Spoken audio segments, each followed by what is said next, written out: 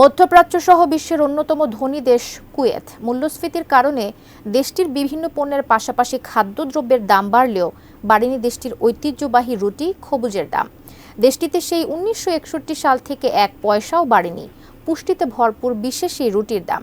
Kuwait থেকে পাঠানো আহাদ আম্বিয়া খোকনের তথ্য ছবিতে বিস্তারিত জানাচ্ছেন রায়হান মুন্সি। কুয়েতের অত্যন্ত জনপ্রিয় খাবার এই খবুজ।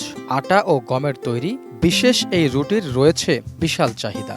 এক প্যাকেট খবুজ দিয়ে সকালের নাস্তা, দুপুর ও রাতের খাবারও সেরে নেওয়া যায় স্থানীয় মুদ্রায়, যার দাম আধা দিনার। এছাড়া ফ্রিজে রেখেও সংরক্ষণ করা যায় বহুদিন।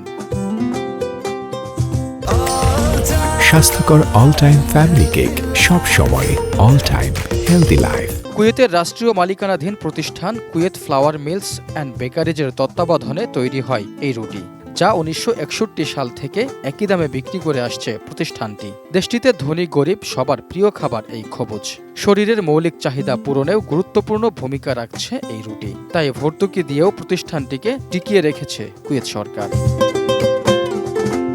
রাষ্ট্রীয় মালিকানাধীন বেকারিটি একদিকে যেমন সেবাদাতা প্রতিষ্ঠান হিসেবে কাজ করছে, অন্যদিকে এর মাধ্যমে উপকৃত হচ্ছেন প্রবাসী বাংলাদেশি সহ দেশটিতে বসবাসরত সব দেশের মানুষ। কুয়েতের রুটি সে আদিকাল থেকে এখনো পর্যন্ত সেম রেটে আমরা পাচ্ছি। যখন কুয়েতে এসেছিলাম তখনই ৫০ পয়সা ছিল কবুজ, এখনো ৫০ পয়সা, কারণ কবুজের দাম কখনো কুয়েত সরকার বাড়ায়নি। পুষ্টিকর এই খাবারটি স্বল্প মূল্যে পাওয়া যায়, তাই প্রবাসী বাংলাদেশিদের কাছে এই রুটির রয়েছে বিশেষ কদর।